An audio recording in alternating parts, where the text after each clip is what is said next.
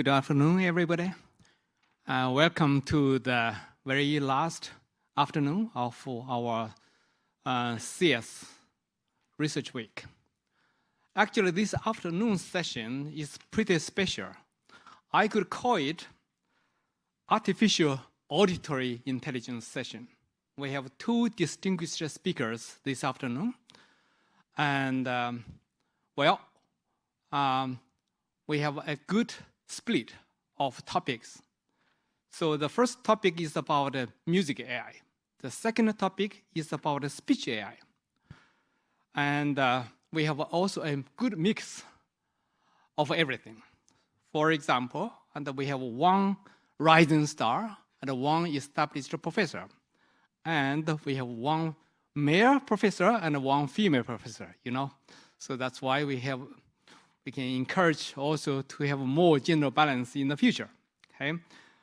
And one thing is that one healthy one, one sick one. Oh, good point, yes. I'm going to talk about that as well. I was a little bit kind of shocked yesterday when the sick one has to be sent to emergency department in the hospital, okay? But I'm very happy that we can still do everything on schedule, okay? So thanks for a reminder, okay? So for those of you who attended this afternoon session, I believe that you have already read the CVs and the biodata of our guest speakers. So I do not intend to actually read their bios. Instead, I'm going to do a personal, informal introduction. So how I got to know these guys?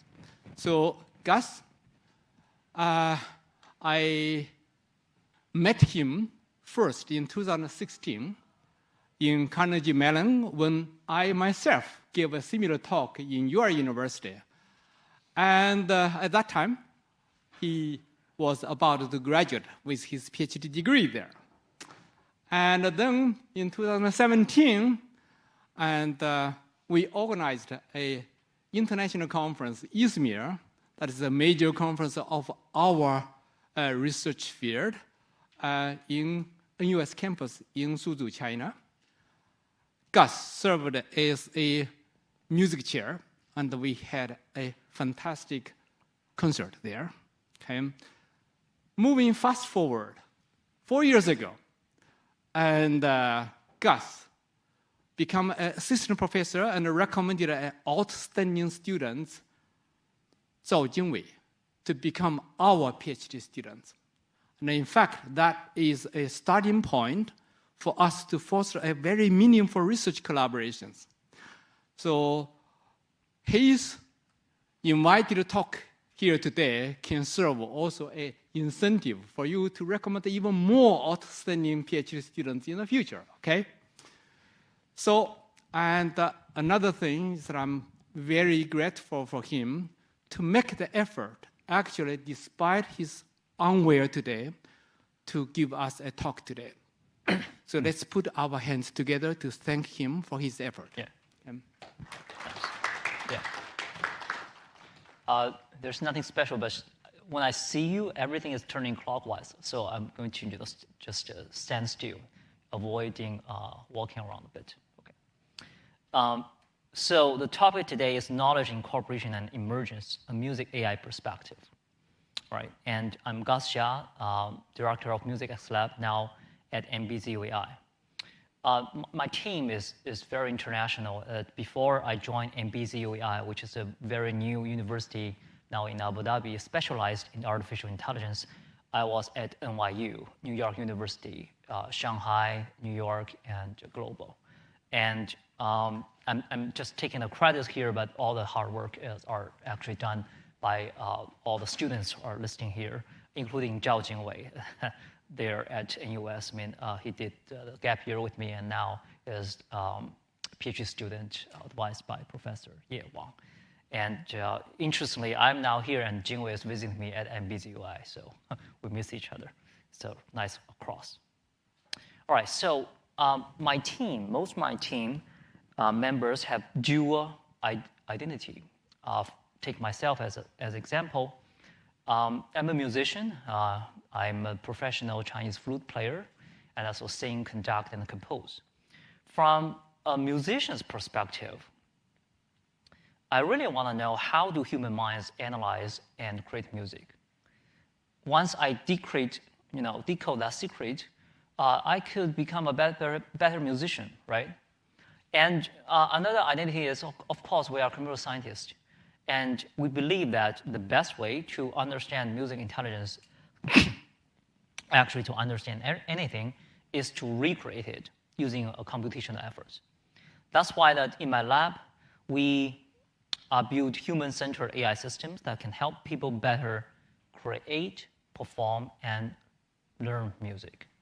Some representative works include deep music understanding and generation. In particular, my lab is lucky to lay the foundation for symbolic music style transfer. And we also do human music learning and develop this haptic or multimodal device. And we also do music robotics. Well, in this talk, we'll cover many of them. These human-centered AI systems are at the surface. And at the core, we figure out that what we're doing is trying to incorporate music knowledge into these systems. And in the machine learning language, we say we want to learn the meaningful music representations. All right. Let me now connect the research with life. Recently, I'm reading or revisit this book, Zen and the Art of Maintenance, or Motorcycle Maintenance. And I think the author did a really good job on philosophical construction of human knowledge. He says something like that. There are two kinds of human understanding, classical versus romantic. And classical understanding see the worlds by reasons, by laws, primarily as underlying form itself. And but on the contrary, the romantic understanding see it in terms of immediate experience. It's the art perspective, and the classical is more of the scientific perspective. And the essence of human understanding is how to incorporate these two modes. And this reminds me of the current performance of most generative AI models. Take GPT-4, for example. I call it the over-romantic thinking of GPT-4o. If we tell GPT, say, generate a cup, it will generate a cup. On the appearance, it looks okay. But if we say, what if the same cup is empty? It will generate an empty cup, but it's not the same cup, right? So the underlying idea of what is the same cup is missing there. The appearance of romantic thinking is there, right? And if we further ask, what if the same cup is filled with cola, right? So obviously, it doesn't mean what it means by to fill, right? The fill here is for a human just to put cola there, but it's confused with the filled a text within the block, right? Okay. So it has the appearance, romantic appearance of the behavior, but it's the missing the classical underlying knowledge. And speaking music knowledge, what do we mean by music knowledge? And here, partially inspired by Chomsky and also partially inspired by Bernstein, I list a hierarchy of music knowledge. Very like our natural language, it has a hierarchy. Here is ranging from on the left side is the basic elements, which is pitch, timbre, meter, beat, key, and they can combine to more complex concepts, even connect to be something that with the music, the so-called semantics, chord, progression, texture, and eventually we will hit the deep semantics, which is subjective experience. And the research question is, could there be a unified solution for all these concepts? Could we model all this stuff? And please don't get me wrong, that you may think that, okay, all this stuff are symbolic. I'm not saying that we should go back to the old symbolic, 1950s old CS style. We have that. We have, the traditional planning, reasoning, expert system. That is purely classical thinking. What we need is to incorporate this classical thinking into our current deep learning, deep generative model, which is the romantic thinking, so that the classical and romantic is joined together. And this is not only a problem of artificial intelligence. This is a science. It's a deep issue for intelligence science in general. Because as a musician, in my childhood, when I started to play Chinese flute, it's all about feeling, emotion, muscle memory, this kind of romantic understanding in my body. And I learned very happily. Later on, I encountered something called music theory. This is something like math that in the beginning even hindered my progress on my flute practicing. And I wonder how this kind of mathematical, geeky music theory could even help my music practice. And things goes by gradually, right? When I'm a graduate student, even I learn music, 20 years, gradually, step by step, those concepts, this classical thinking start to merge with romantic thinking. And then it can really help with our music practice on stage. Okay, so are you ready? Now we're going to step into the artificial intelligence journey on how to incorporate classical knowledge into romantic deep learning. Let's turn the time back to 2019. Back in then, the so-called music repetition learning work is music VAE done by Google. So we did something on top of it.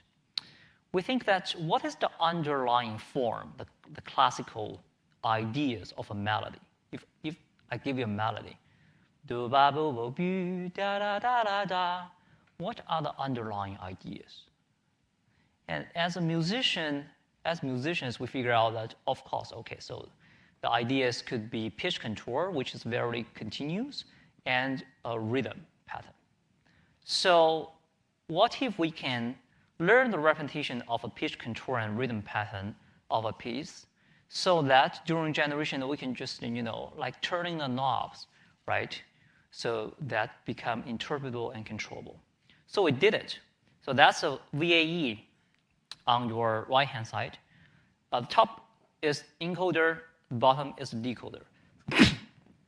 So what's special about that VAE is, in the middle, we split the Z into two halves. And we say one half is Z pitch, the repetition of pitch contour.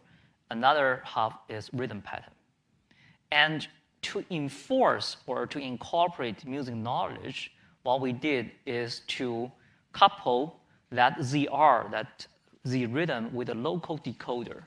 And its sole purpose is to reconstruct the rhythm of the piece.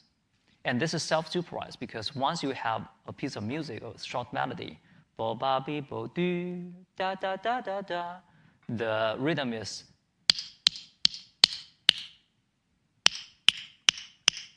this comes, self-supervised. And to make the Z pitch learning easy, we couple it with a chord condition. This is supervised, so that now every piece has three knowledge or ideas blocks: chord, pitch contour, and rhythm pattern. All right. So if this model is well trained during inference time, what we can do is something funny. We can swap the Z's between different pieces to create new pieces of music. So now let's appreciate some demo. I will show the original music first with pitch, rhythm, and its chords.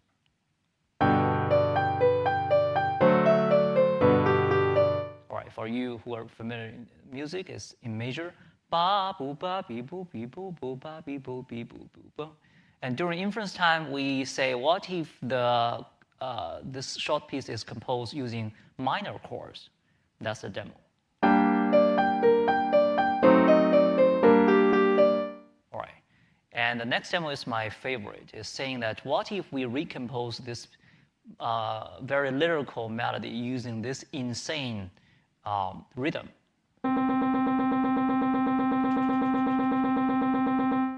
All 16 notes. And the result will be bong bong bong bong bong bong bong bong bong bong bong bong bong bong bong, will be recomposed as.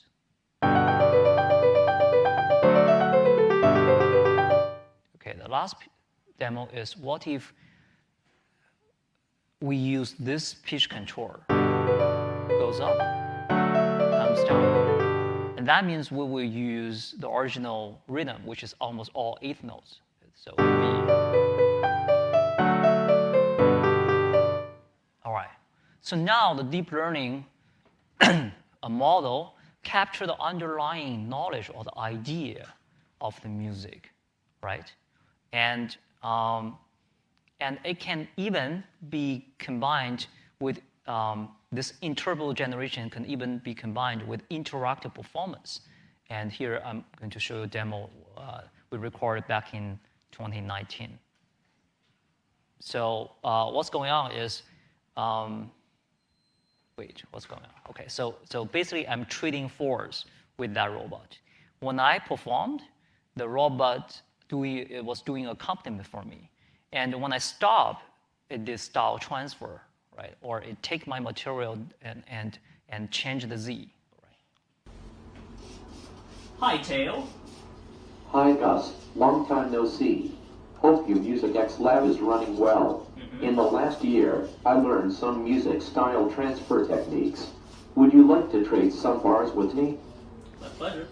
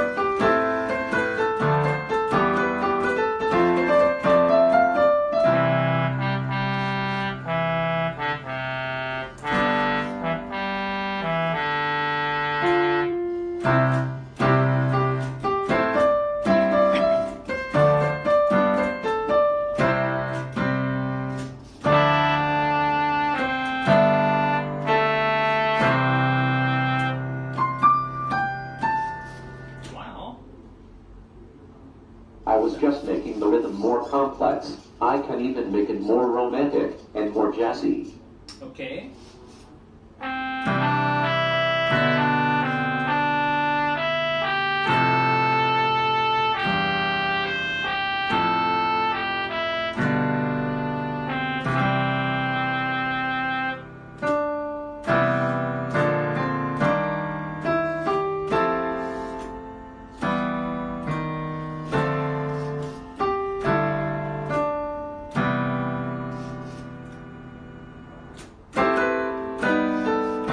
Part is pure improvisation.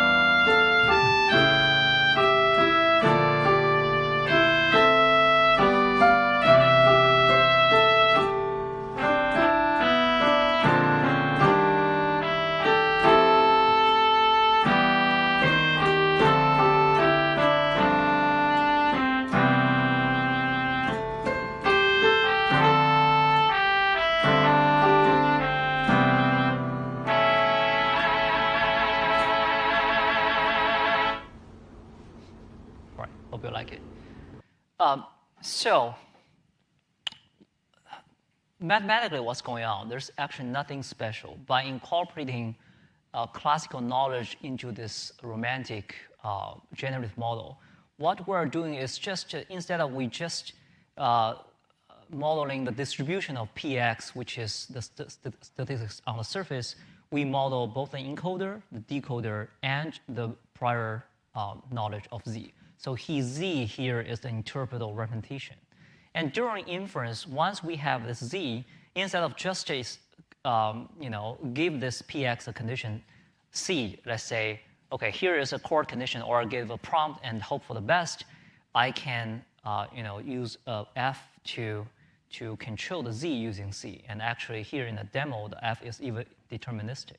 So you know the z. You know that the model knows the z. That's the important part. Once the model understands the z, it can talk to humans' knowledge, right? So that's called knowledge incorporation. All right. So any questions so far? There's a very subtle difference between the two concepts, melody control and rhythm pattern. You see that the success of the model builds on this explicit knowledge incorporation or explicit loss we add on rhythm. So my question actually for you is, if that explicit loss on rhythm is that effective, why don't we add a similar loss on pitch contour? We actually tried, but the result is awful. When we explicitly define that pitch contour, the demo becomes bong bong bong bong bong bong bong bong bong bong bong bong bong bong bong, and when we cut it into 16th note, it becomes da da da da da di di di di da da da da da di di di di di di di di di di di. So something that doesn't make any sense. So the model will learn the melody control literally, right? We want to take it seriously, not literally. And how we did that? We say we explicitly define rhythm pattern because rhythm is the thing that we could explicitly define using human knowledge. And melody control is a human knowledge that is implicit. This is something we call content-style disentanglement. Content can be symbolized, but style is something that cannot be symbolized and cannot be explicitly defined. And we only hope for the best. From a musical perspective, we know that for short melody, everything besides that rhythm control is rhythm pattern. So if we incorporate knowledge for A and B, just the rest is B. So this even kind of give us a preview of the music emergence thing I'm going to talk at the last part of my talk. But we'll leave that later. So here we should keep in mind that the two things is very different. One is content, another is style. Content can be symbolized, can be explicitly defined, another one cannot, right? And with better, not human define everything. All right, so that was back in 2019, and we'll say, by this kind of disentanglement and knowledge incorporation, we can learn music knowledge. And that's just for symbolic monophonic melody. And how about audio form stuff? How about polyphony? So we basically just duplicate the methodology and publish a whole bunch of papers to learn all the music concepts we know in composition. And here I'm going to show you a demo for chords and texture, which is the two most important concepts for polyphony. And eventually, the different knobs in the metaphorical way should be combined together as something like a DAW, digital audio workstation, so that we can, control all the knobs which represent that hierarchy of music knowledge. All right, so now I'm just going to directly jump into the demo of what we can do for controllable texture and chord generation using pretty much the same methodology. Here in this demo, first we fix the chord progression, C, A minor, F, G, which is a very common maintained chord progression. And we just sample the texture from a random noise, sample Z texture. And we can get something like this. Case 1.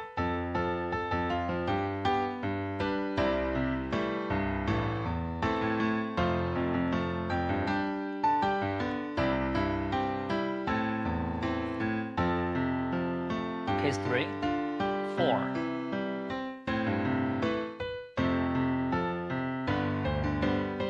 Okay, there are more, but I think I should stop. So you get the idea. So if you are now like me, just dizzy and want to fall in sleep, so just pick up your favorite chord progression and just random sample the Z, right? And maybe we can even put that on Spotify and earn some money. All right. We can, of course, fix the texture and change the chords.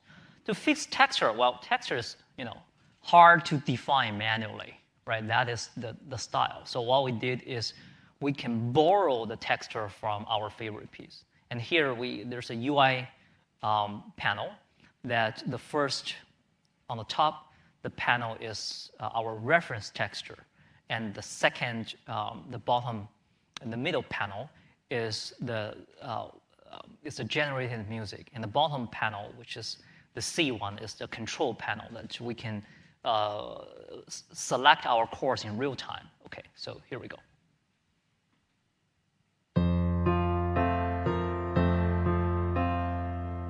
Okay, G, you see that it copies the polyphonic texture in the reference.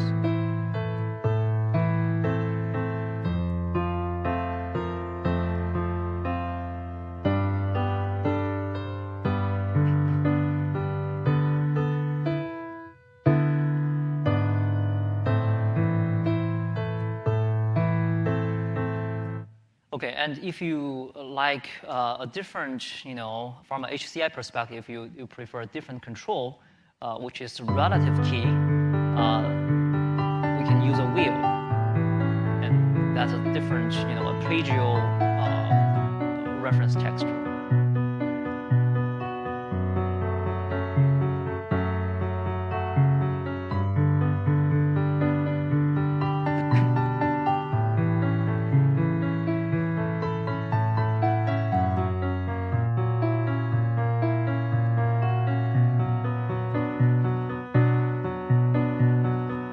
So this interface, at least for me, is very powerful because I'm a good singer, but I was an awful piano player, right? But I know some music theory, so I can just say, I want to borrow texture from that piece, and now I can just change the chord so I have a accompaniment, right, for my own voice. And I have a student now is at Carnegie Mellon. He has an idea, say, hey, Gus, you often say drive the music, and here we have an opportunity. You see, you have a wheel, right, to drive the chords, and now you can use a gear to control the chords. You can use a pedal to control the tempo of the music, so we can drive the music. I say, okay, yeah. So we actually built something of that, but that's not very academic, but more entertainment thing. I think I'll skip that, but to show you a more powerful demo is later on we managed to learn texture and chords not only from symbolic form of music, but also from the audio form of music. And as a result, it can do audio to symbolic arrangement.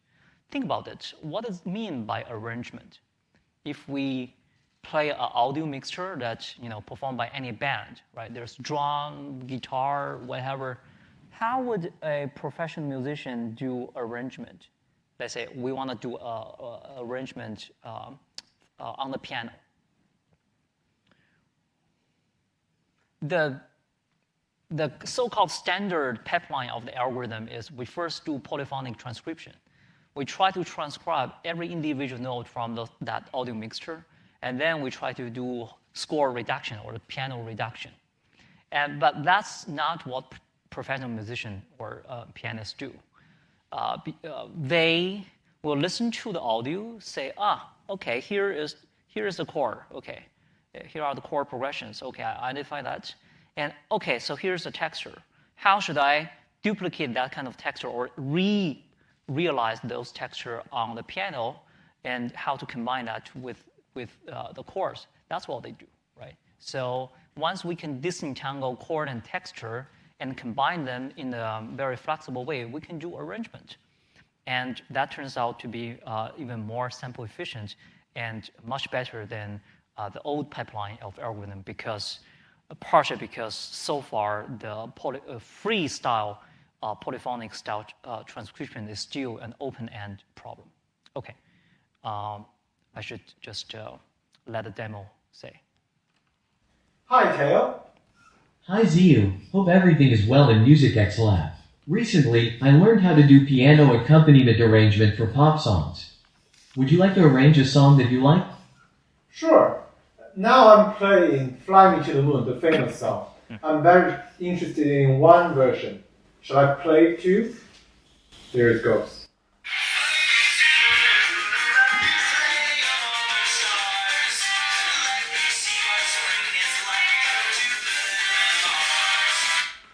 Can you try to arrange a piano cover for this?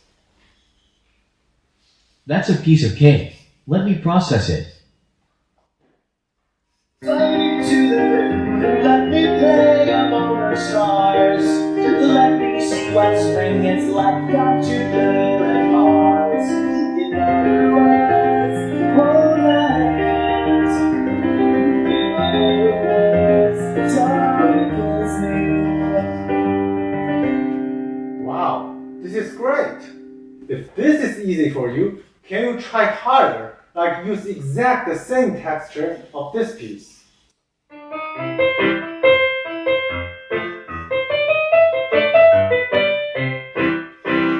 This one is ragtime. Can you try to use this to arrange Flying to the Moon? So this is indeed very challenging, right? So think about that. You are going to use as the complement texture.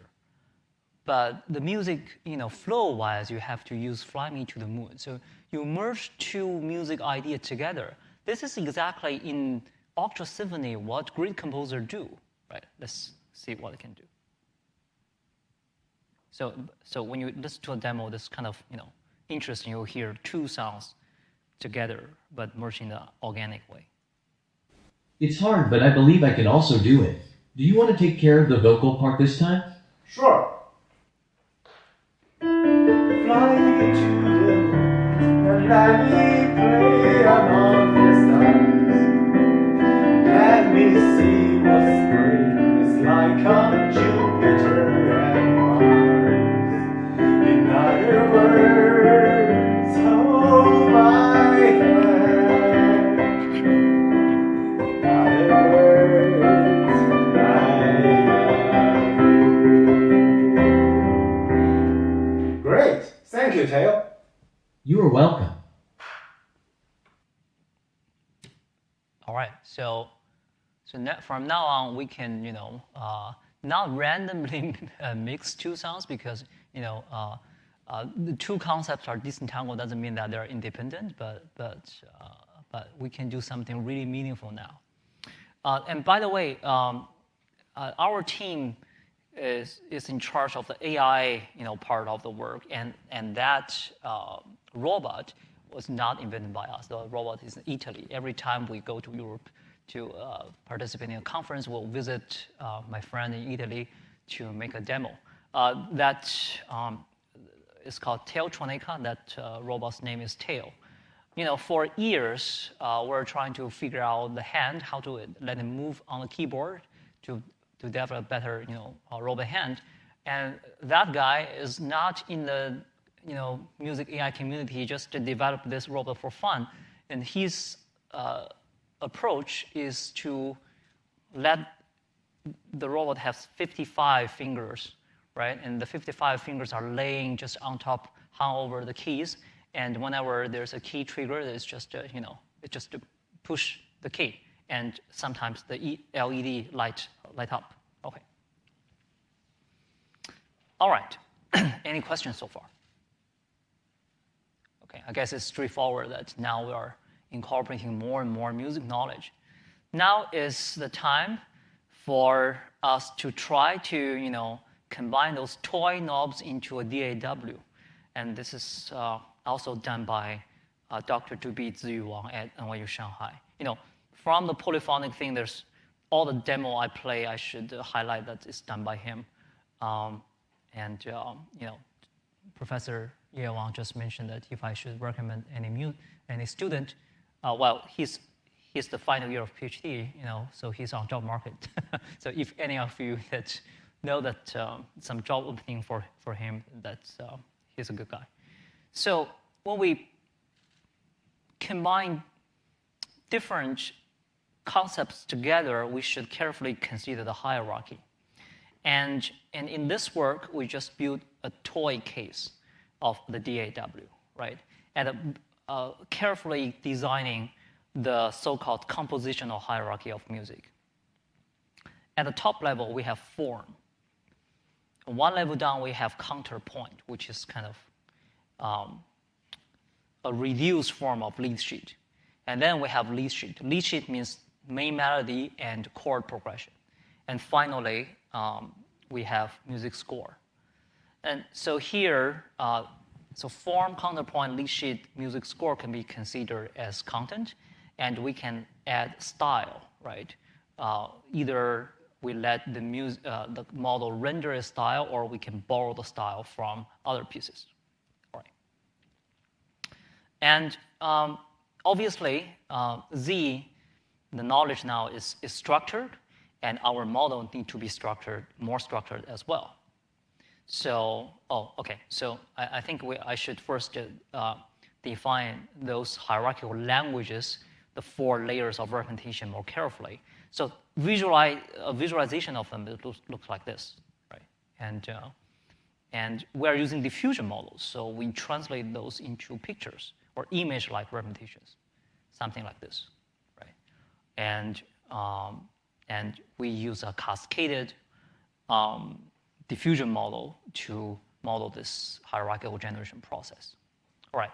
So you may think, how should we draw some analogy to some other domains? If we draw analogy to NLP, this is very much like when graduate students write a paper, right? When we write paper, we don't go from the first letter to the last letter. We first write something called abstract, and then we go to introduction, and then we go to methodology, and finally we have experimental results, right?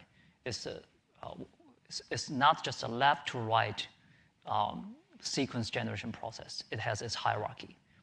And also, if we want to draw analogy to visual arts, when we paint something, we first have a very rough sketch of the background, especially the oil painting. And then we have more layers, and each layer we have more details. So that's an analogy here. Okay. All right, so for each layer, we just use a diffusion model. The first one is form, which is just the tokens are more coerced, and then counterpoint. For each layer from counterpoint, the form, the previous language serve as the background. And it's music still a time series that when we generate any particular measure or tokens, the previous tokens are the condition, and we can also use the style control from other pieces as a control, right? Okay. And each layer is like that. And finally, we'll hit the music score, which is detailed note layer. So now allow me to play a demo. It's the web page. What's the difference between this both top-down and left-right methodology compared to just sequence generation? If we do sequence generation, every token of music, let's say 16 notes. And for a whole song, we will have hundreds, thousands of tokens. And we know that even big transformers sometimes just lose its memory, right? But now we are top-down and left-right. And when we are modeling a top language, the token is very coarse. Every token is kind of 4 measures. So in this way, we can manage to train a whole song generator using only 1,000 training samples. We only use 1,000 songs to train this whole song generation using only 1 GPUs. So it's very simple, efficient. Right, so let me now play a demo. it's whole sound generation, and to control the time, I mean, this is only 40 bars, but it can generate up to 256. For those who can read the music, I will show you the score here. So let's go.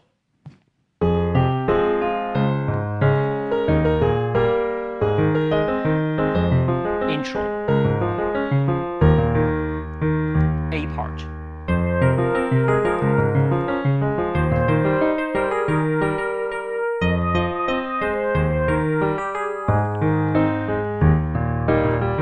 Okay, A part again.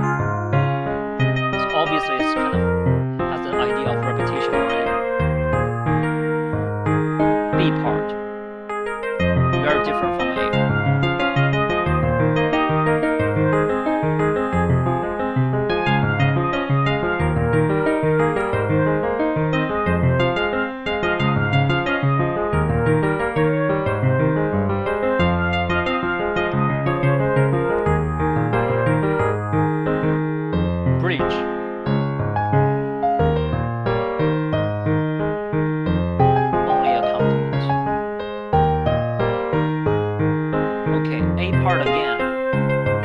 Memorize the previous A.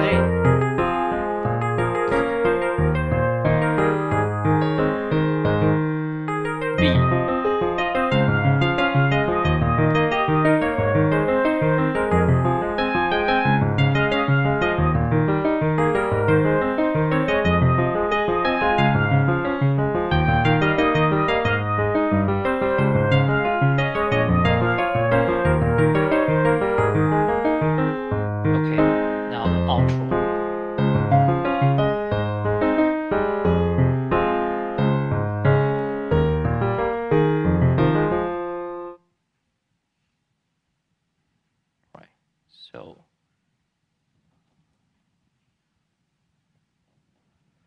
So that was actually the first deep learning model that can generate a whole song in a structured way.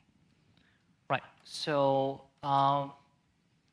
that's just generation. Of course, we'll show how it can incorporate with the, how it interplay with the robot. Okay, so this demo is whole song generation with interactive performance. So it has two technology. One is whole sound generation, I just showed you, and the robot knows the lead sheet, which is it knows the melody and the chord progression, and it just used the final layer of the whole sound generation model to render, to compose, or to arrange the accompaniment.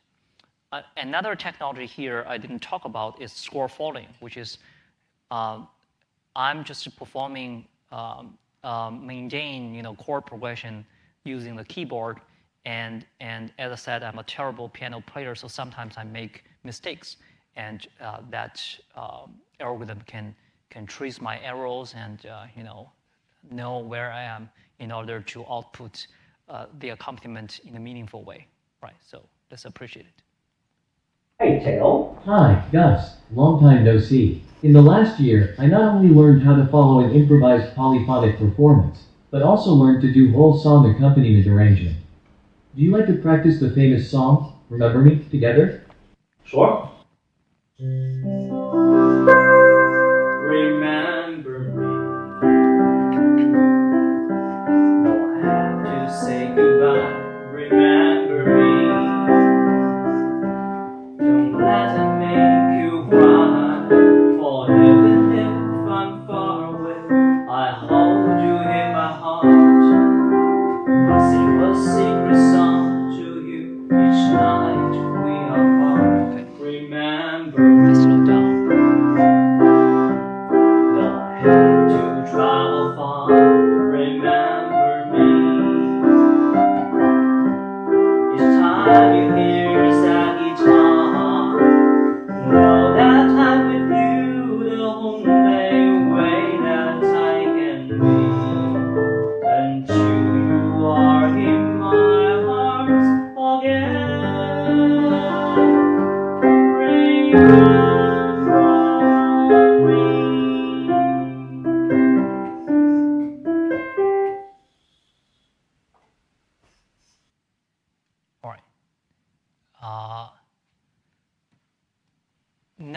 step into music education and see how music knowledge incorporation plays a key role in AI-empowered music education tools. Before that, any question on deep music generation, music repetition learning, and all the demos? Oh, great. Okay. So, our lab have been working on this deep music generation for years, and when I was doing my postdoc at Dartmouth, one of the mentors, he said, you develop all these tools to serve musicians. And I was very proud to say, yes, yes. And he said, you should consider me. I was like, sure. And he said, I'm not a musician. I want to learn music. My wish is to just play some simple melody on a flute, say happy birthday, on my daughter's birthday party. And that requirement melted my heart. Say, how can I refuse you? I said, but how should we do this? I mean, I can imagine that if we can have some haptic, I have some ideas on haptic guidance, but I'm not an expert in HCI. And he said, of course I could help. So several years ago, that embarked a new track of research, which is AI-empowered music education. So, and when I moved to NYU as assistant professor, I actually worked with a whole bunch of undergrad students. There are 3 of them, and then now they are at different places pursuing their graduate studies. All right, so let's turn the time back to 2016 or 2017 and see the first generation of haptic flute.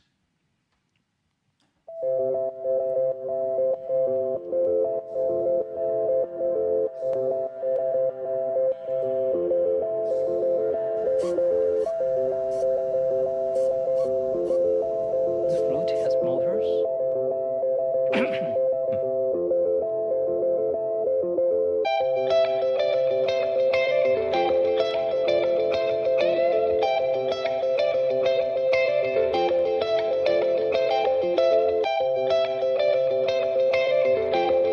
To learn music, we usually start from music notation.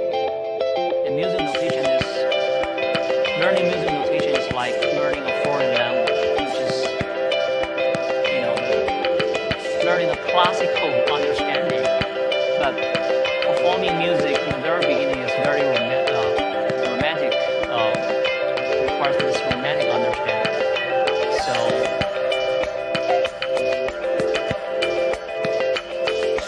Could we directly teach the learners to master this muscle memory of this romantic behavior? So we did something.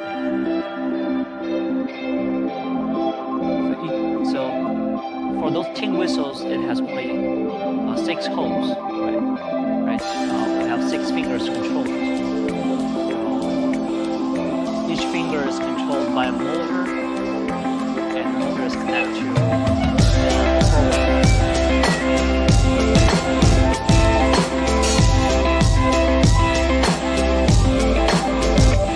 Of course, you just relax, learn the muscle. You don't have to read the score in order to perform this heavy virtue. Of course, it's science, so we have to user study. The first step is to see that whether this muscle memory guidance is effective. So the user don't have to breathe in, just duplicate the motion sequence. We see that most learners can learn that. The second step is whether they can incorporate the motions with their breathing. And it takes some time, but eventually they could do it. The third part is to compare this haptic guidance, new paradigm of learning music with traditional music teaching paradigm, which is, here is learning from video. Okay, so the result is 30% faster. We're happy, and we have this new device. Well, it has nothing to do with music knowledge yet, right? I mean, incorporation yet. We'll hit there. So we did some interview to the learners, and the learners said that I feel great now. I can learn music by just building the muscle memory. But also I learned that enslaved. Now I'm the slave of the AI. I need some freedom. Okay, so our second version improved on that part. In our previous work, we have seen that haptic guidance promotes learning efficiency for beginners. In terms of degree of freedom, learning without haptic guidance gives the learner too much uncertainty. Beginners can easily feel lost. In comparison, full haptic guidance controls every movement for the learner. As a side effect, the learner becomes passive. Is there a balanced zone where we can apply haptic guidance to introduce a more active learning? To do that, we first need a hardware design that is able to dynamically let go and control. Aside from guiding the finger up and down, we introduced a third state where the finger can freely move on its own. The mechanism is enclosed in protective shells, attached to the flute in an array of 6.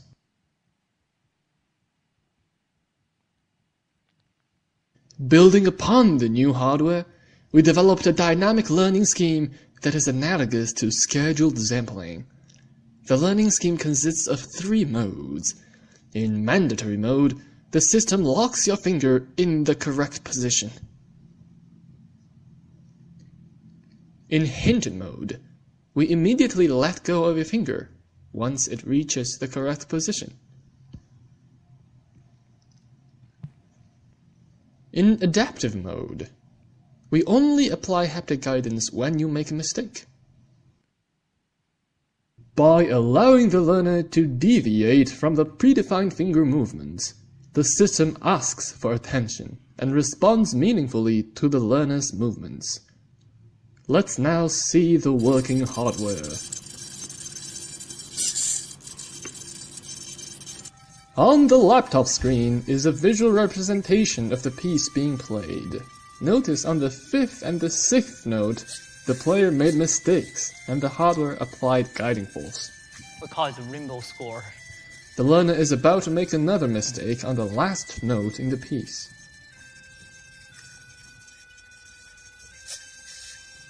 We conducted user study to compare the learning efficiency. The results indicate that a dynamic learning scheme is 45% more efficient than the full guidance scheme. Moreover, the new method dramatically decreases the forgetting rate. After distraction for 30 minutes, each learner was given another test to see whether they remembered what they had learned. Only 1 learner using the dynamic learning scheme forgot the piece, while 7 learners using the full guidance scheme did not pass the second test. Even days after learning, those who learned with dynamic learning scheme are still likely to remember the piece. The lab is continuing this work with more hardware designs, including C-ring and magic gloves, which can be applied to other musical instruments.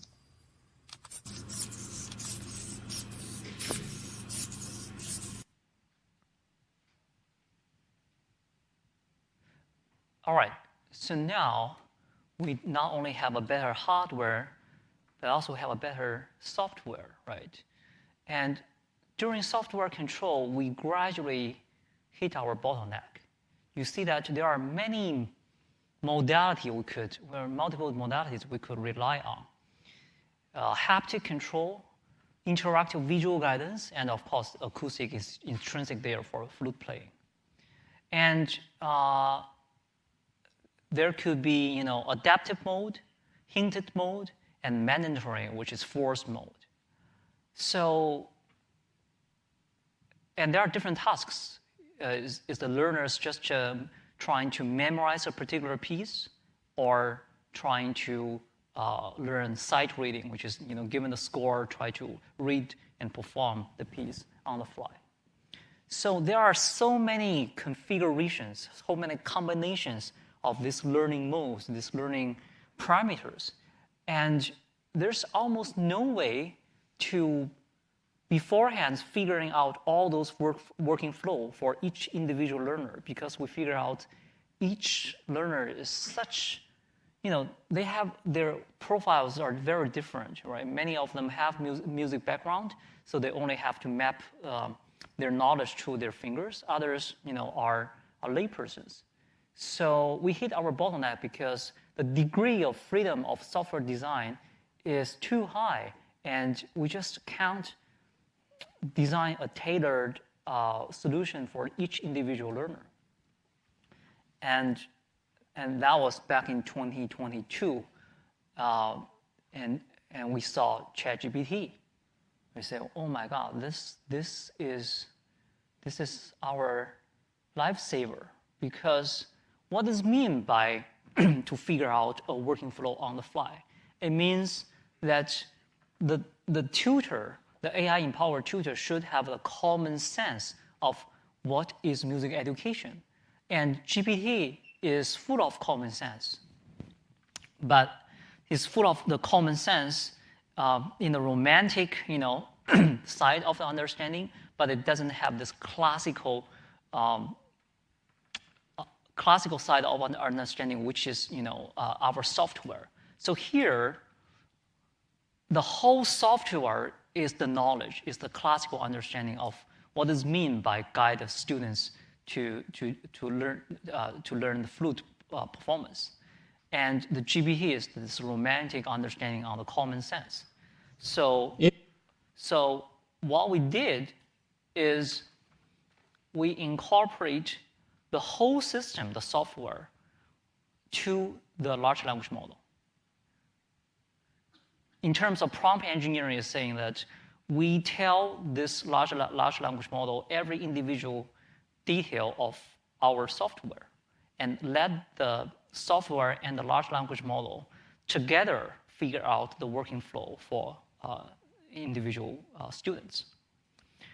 Or you can see it another way, that we incorporate the romantic thinking of large language model into this, pre-programmed this software. Okay.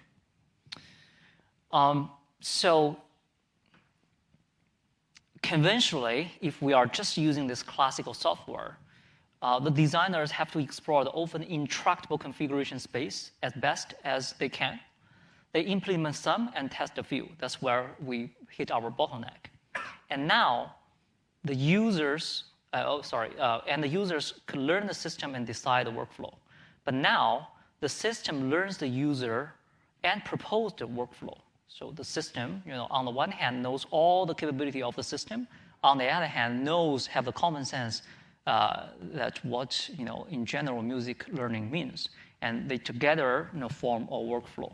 And we call it LAOI, or large language model user interface, right? So when large language model, this romantic thinking is combined with this powerful, yearly, over a year developed software, it becomes something like this. We call it Flute X GPT. So let's appreciate it. Welcome to today's music training, Dan. I'm Flute X GPT, your music teacher. Hello. I want to learn Sally Garden. Can we practice that today? Absolutely, Dan. Sally Gardens is a great choice. Let's load that song into the Music X machine. Would you like to listen to the reference audio of Sally Gardens before we start practicing? It could be a helpful refresher. Actually, no need. Sure. let's begin with the fixed tempo adaptive mode, just to see what you can do. Please try to play the song following the playhead and the metronome. Whenever you make a mistake, your haptic gloves will fix them. I'm turning on visual KR feedback. Your performance will be reflected on the score in real time. Let's go then. Great, let's start the practice session.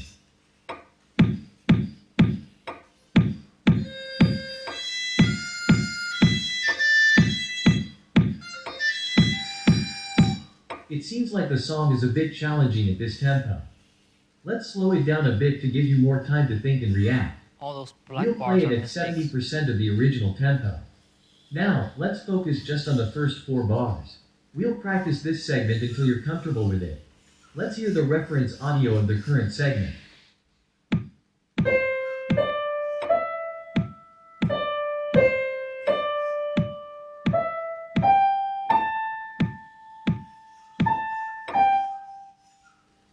Are you ready for another go? Yeah, let's give it another try. Alright, let's start the practice session again. You'll have more time now, so take it easy. Wait, this is too slow. This is not exciting anymore. See, this is common sense now. I understand that you want to keep the excitement, Dan. However, when practicing a new song, it's important to slow down initially. This allows you to focus on each note and get the fingering right. Once you're comfortable with the notes, we can gradually increase the tempo back up. Trust me, the excitement will return as your performance improves. Shall we continue with the slower tempo? I see. Let's start slowly then. Great understanding, Dan. Let's practice the first 4 bars at the slower tempo. Remember, accuracy first, speed later.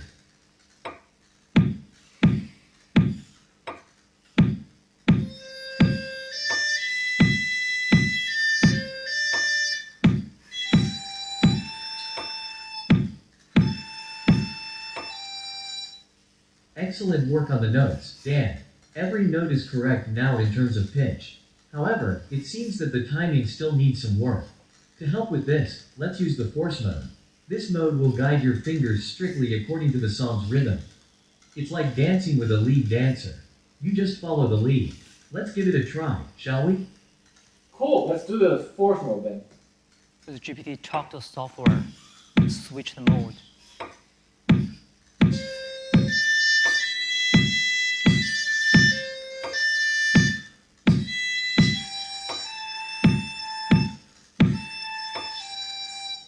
That was fantastic, Dan.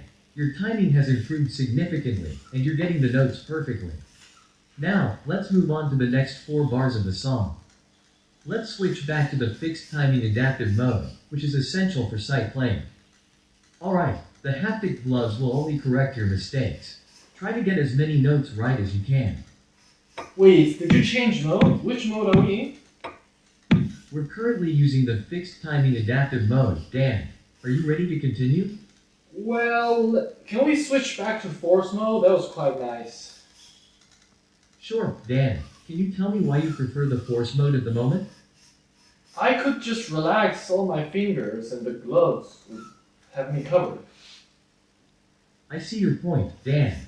However, while the force mode can indeed guide you through the song, the goal of our practice is to help you learn to play on your own. You can't truly learn if you're not actively trying. The fixed timing adaptive mode provides a balance between guidance and freedom. Can we proceed with that mode? I see. Let's do the adaptive then. Remember, Dan, we have the visual KR feedback on. You can see your performance reflected on the score in real time. This can help you understand how the notes you're playing correspond to the music sheet. Let's continue with the practice session.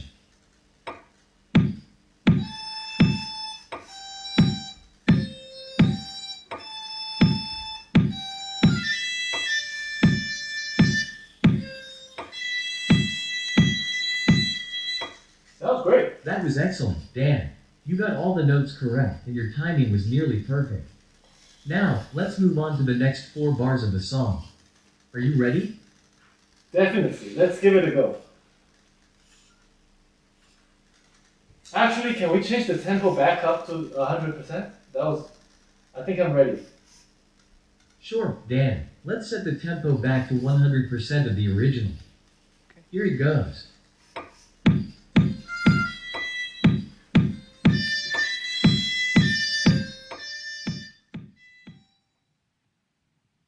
All right. So welcome to the future of music education.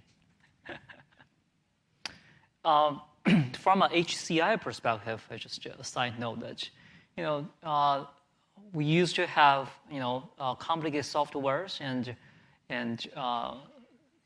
back in the old days, the software engineers used to directly code on machine code, and that was so painful. And over years, people developed something called API.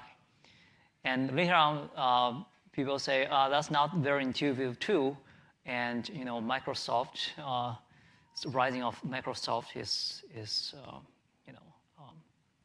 can be seen as the rising trend of GUI, as GUI. And now we have something called LOI, which is we just talk to any software as we are interacting with humans, right? Okay. So this could be another layer of abstraction. All right. So that's all about the the knowledge incorporation part. Any questions? We're about to use the last 12 minutes to... Yeah, Gus. Yeah. It is kind of hard to encourage people to ask questions after lunch. Let me start. I get it. Yeah. Okay. Yes, let me start. Okay. So actually, your demo, this Flute XGPT demo, is very interesting. So a simple question. Please. So this pitch detection, is that a real-time pitch detection? Yeah. It's built in the Flute. It has a capacitive sensors. It has capacitive sensors on the fingers and also breath sensors. So based on these two parameters, it synthesizes the sound and knows what pitch you are playing. Okay. So you do not use the acoustic signal to do the transcription? No. Okay. No. The whole flute is a hyper flute. Yeah. Okay. Yeah. Good. Yeah. So I find it very interesting, and because many years ago we have also developed a digital violin tutor. But we have never used the haptics. We used the computer vision to visualize the pitch and the rhythms. Yes. I know that work. Yeah. Good. Any questions from the audience? Please. Please, could you stand out and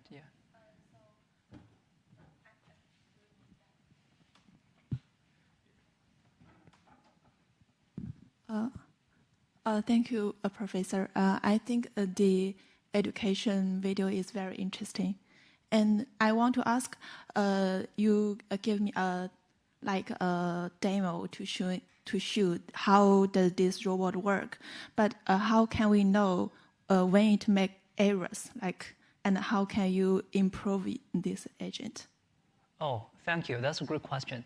We actually on our website, on Daniel's website, I guess he includes several cases that the GPT fails to control the software. Yes, sometimes it fails.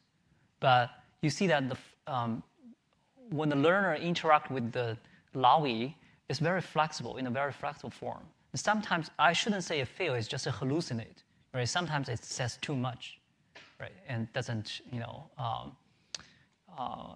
sometimes it says you should do something, but that's not what user need at that time. All right, okay. Yeah, but there are demos that showing the failure cases. Yeah, thanks.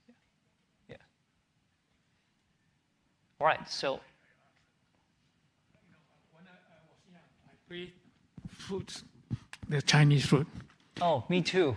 Yeah, but the thing is, the Chinese flute compared to your one is more complex. Yes. Because you can do very fast. Yes. You can move. Yes.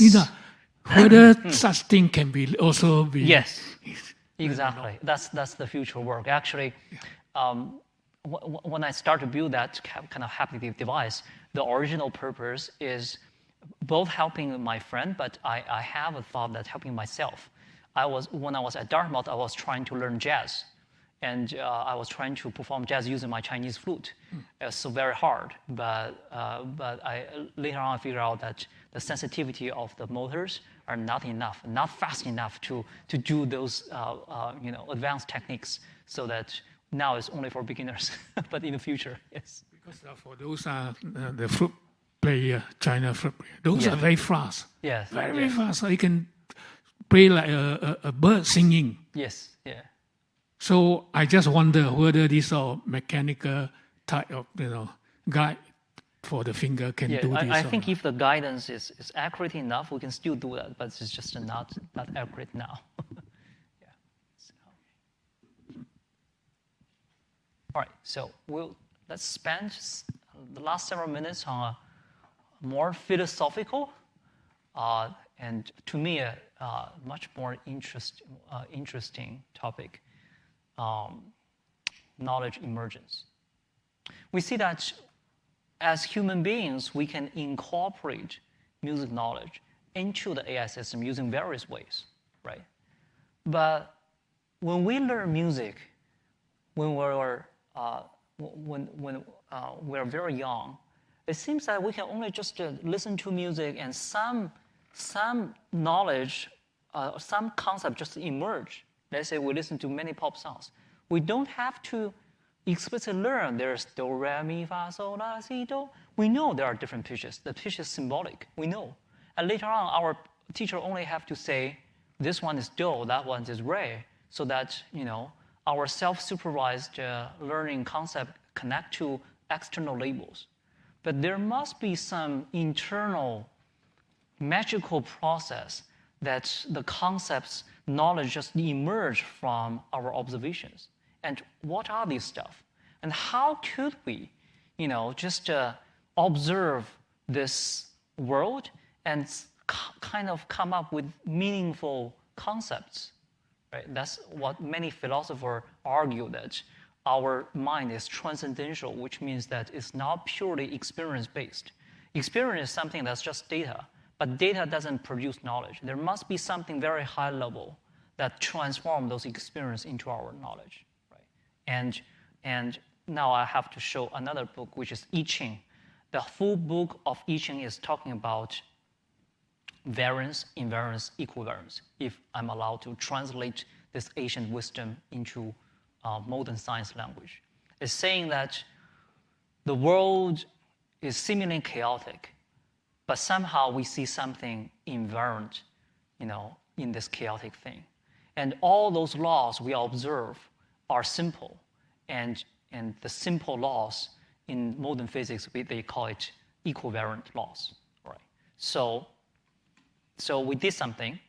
Let's imagine you just observe those digits. What do you see?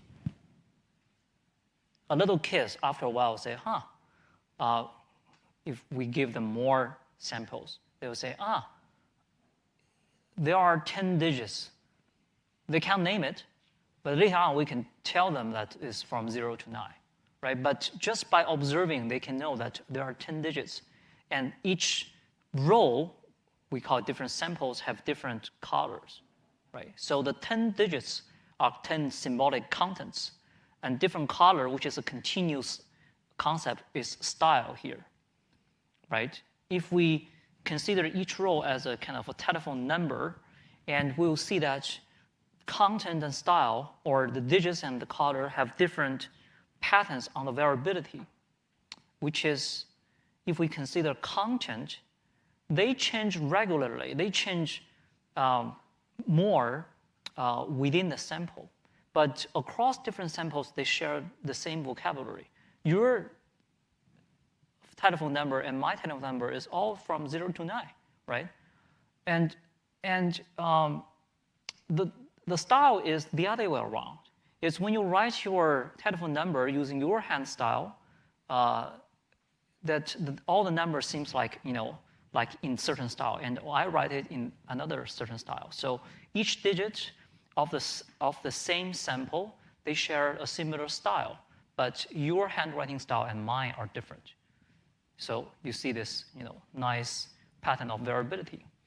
And if you are familiar with this icon, you will see that this content style variance versus invariant pattern is exactly this yin and yang. If you consider the left part content, the right part style, the white part, if you consider as variability, and the black part is invariant, right? And this is not purely philosophical thinking. We build this variability as an inductive bias into a VAE. We say that, okay, it's either handwritten digits or some simple music. And we force content style to follow this high-level inductive bias, high-level variance versus invariance inductive bias. And as a result, it learns the knowledge of 10 digits and different colors. Here, on the very left-hand side, we say, we use VQ-VAE and say k equals to 10, which means there are only 10 digits. And we say from 0 to 9, and to render it according to different colors, and that's our result. And compared to other self-supervised results without incorporating human knowledge, this is obviously much better. So we achieve symbolic interpretability using high-level inductive bias. And this is just variance versus invariance, right? And let me now step into equivariance. Equivariance is a commonly used methodology in modern physics, right? Again, allow me to draw some analogy here. So when we think about the fundamental concepts of music, say timbre and pitch, you may ask, how come we have concepts like timbre and pitch? And this question is very analogous to ask, why do we have concepts like time and space? This is very fundamental, right? How come this thing just emerged? And in modern physics, they have the answer. The answer is physical symmetry. They say that either I'm here now, or 10 years ago in New York, if I draw a ball, toss a coin, they all follow the Newtonian's law, right? This is the so-called symmetry. You change the location, you do some rotation, same law. So the law is not a random law. It's not just learned. It's some regularity, and that's mathematically it's just the equivariance. All right, and from a machine learning perspective, it's saying that we human could perceive this world in thousands of ways, but we choose a particular representation, which is time and space, so that the Newtonian law is symmetric. Same thing for music. We could interpret all the audios in thousands of different ways, but we choose to interpret in terms of timbre and pitch so that the music theory is symmetric. What does it mean by the music theory is symmetric? If I shift the pitch or change the timbre of the instrument, the music theory, the tonal theory are the same. That is symmetry. It's very intuitive. So we incorporate that symmetry into, again, a deep learning model. And now here is the 3D bouncing balls and music. And we say the prior has to follow equivariant constraint. And guess what we learned? We learned a linear pitch very similar to human perception of do, re, mi, fa, sol, la, si, do. And if we say the latent space of the ball is 3D, and learn Cartesian 3D space, near, far, up, down, left, right. If we don't have this high-level inductive bias, the 3D latent space it learns will be random. It's not meaningless at all. All right, so I think that's pretty much all the talk. And to conclude, I'm saying that at the surface, we're doing human-centered applications. And behind that, we're trying to incorporate the knowledge into our AI system so that we are aligned. But more than that, we should consider that how those knowledge emerge from the data so that our AI is human-like in the future. And that's how we can build a better AI world with true music knowledge. With that, thank you very much.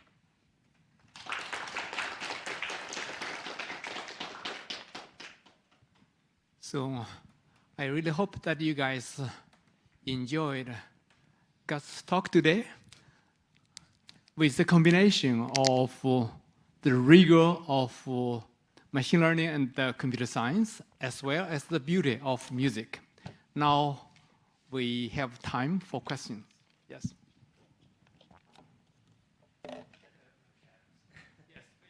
So first, thank you for the wonderful presentation. It's really interesting to see the true marriage of really rigorous mathematical approaches with something as beautiful as music. I find this fascinating because I'm obviously doing computer science research myself, as well as I'm trying to learn guitar.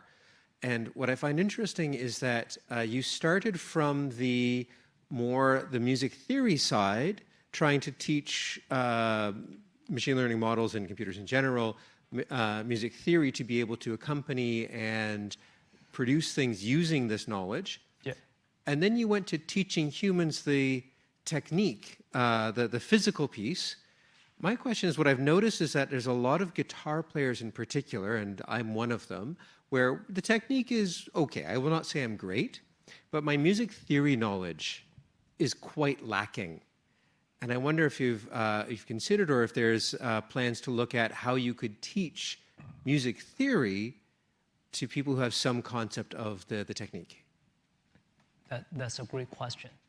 I see that as the other side of the coin that I'm presenting here, right? So here, to incorporate music knowledge means how could music theory could help AI to better master the flow of the music. And you're asking how could the romantic understanding of music could help with music theory?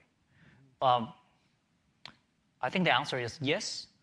And to me, the whole point of music theory, music theory is not a static knowledge. I see it as an emergent language. What is music theory?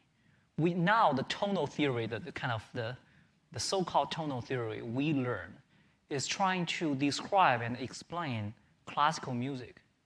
In romantic music, those theory doesn't hold. So music theory is an emergent language that we use to describe our data. So of course, if there's no romantic behavior there, then where is music theory? Then music theory is just dry and mathematical formula, right?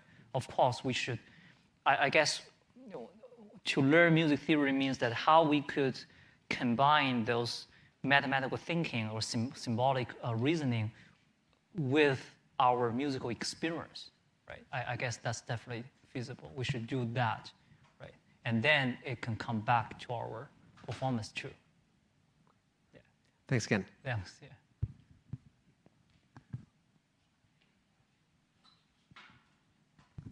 Hello, Prof. I have a question about the demo in your whole song generation and interactive performance page.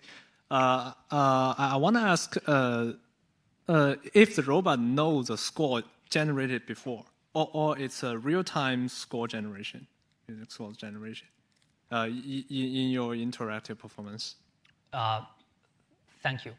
I should confess that except for the Flute X GPT demo, all other demos dialogue are predefined. And also the music to play is pre-computed and then just online, just real-time playback. Okay. So I think the model you train have learned many music knowledge, and I think it can be used to help the performer to freestyle maybe.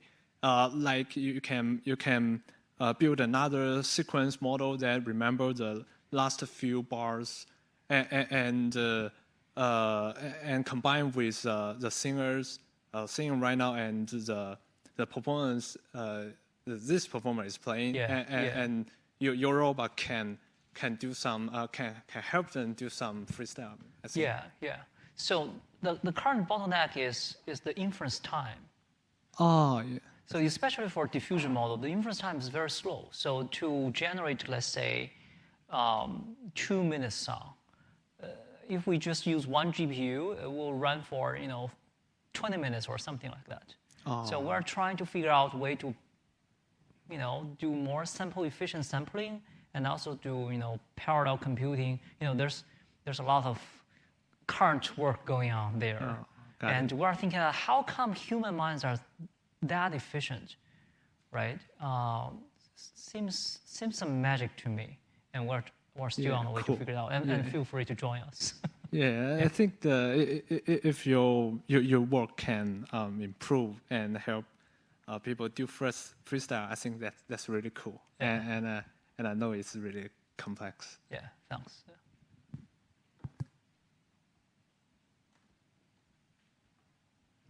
So good.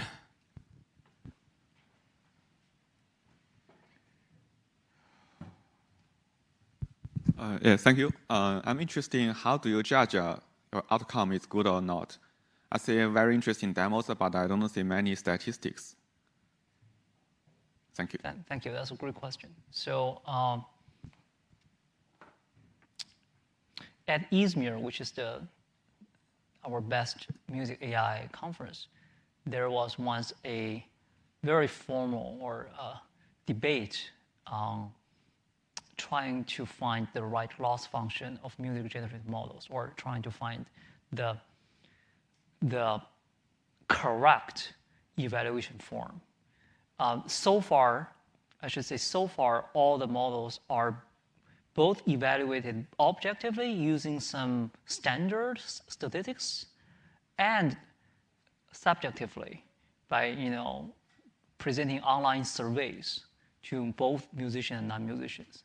And they rate the music roughly on some romantic ideas on, is that natural, is that creative, is that musical, this kind of very, very rough criteria. And that's so far the best we can do. And we are trying to figure out a better way to evaluate AI-generated music. But it's very difficult, because if we know the right measurement, if we really know the right measurement, we can just translate that measurement into a loss function, and music generation will be a solved problem. Do you see that? That's a dilemma. If we know how to evaluate him, and then music generation will be something as simple as Go and autonomous driving car optimization, right? So just from A to B, we want the shortest time, right? And we want to optimize the energy. But music and art in general is not a physical object. It's a medium for us to express ourselves. So it's very hard to have an explicit form to define the loss function. And we are still trying to figure out the dilemma. And I guess that's a fun part of doing research on generative AI related to arts. Yeah. Thank you for the question. Yeah.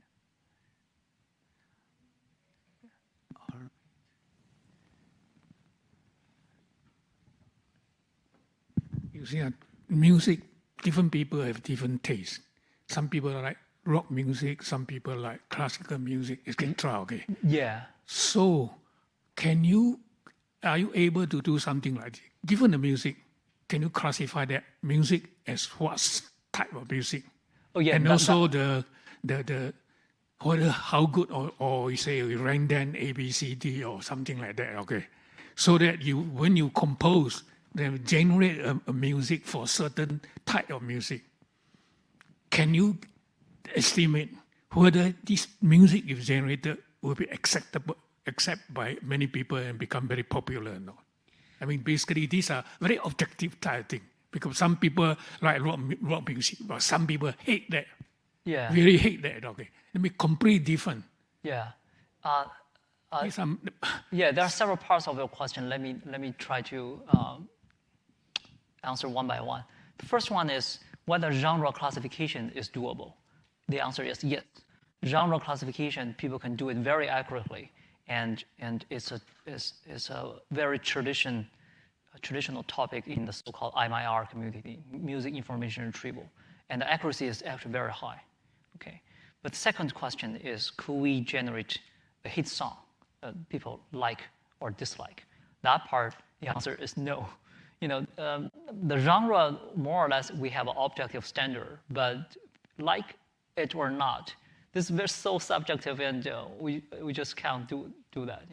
Actually, NetEase, when I was at Shanghai, they came to me and say, "Hey, Gus, it's great, we have you on board. That could you develop an algorithm to help us identify the hit song in the NetEase music platform?" And I say that if I can do that, I'm not sitting here. Come on, that's so hard, because hit song is actually not only a music problem; it's also a social problem, right? Who like it? Some famous blogger like it and share it. It's not a purely artistic taste, I guess. Yeah.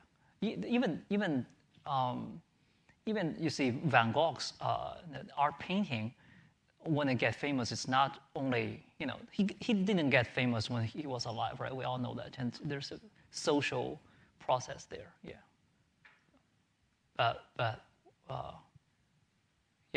I should say that there's something called MIRIX, Music Information Retrieval Evaluation Exchange, which is kind of the competition that we hold every year that's in the music AI community. I'm now in charge of it. And we are trying to, I think we'll be calling for proposal, that you can propose an objective evaluation metric that could have the maximized agreement with subjective evaluation. I think we are going to propose this challenge soon. Yeah, stay tuned. Yeah. Okay. So I believe I can see a number of you are actually have taken my son a music computing class. I hope that has prepared you guys to appreciate Gus' talk today. So one final question I have for you guys to see. After actually 3 days intensive CS research week, do you guys see a unique feature of Gus' talk today? What is unique about his talk today? He's the only person who sang. I'm sorry? He's the only speaker who sang to us. Ah, okay. That is one thing I wanted to put into a neuroscience perspective. And his talk is basically a whole brain talk. What we are talking about is not only the computer science, the left brain issue, but also the right brain, the artistic issue. So I think this combination is very nice, and NUS actually is very much encouraging multidisciplinary research. And that is also a very important motivation for me to invite him to give a talk here. So, and I hope that he is still going to be here for a while, and then we can interact with him and offline. And one last thing I wanted to update is that when you received this announcement, Gus is still assistant professor. But just a few weeks ago, he was promoted as the associate professor with tenure. Let's put our hands together to thank him and to congratulate him. Thanks. It's very nice of you to say that this is full brain activity, because, and it's hilarious that now I consider myself a partially brain damaged speaker, because I still see everything rotating. but I guess we are head damaged anyhow, because we're PhDs. You're right. It's been damaged in a very creative way. Thanks. Yeah. Great, thank you, and I hope you can have a rest, and then if you have further questions, and then we can discuss offline, and and we are still going to have our very last talk, and from Professor Sakti, and about speech AI. That is very interesting. Speech AI is mainly a left brain issue, but it also is connected to the right brain in a unique way. So I expect you guys to appreciate her talk as well. Okay, and we are going to have a tea break now.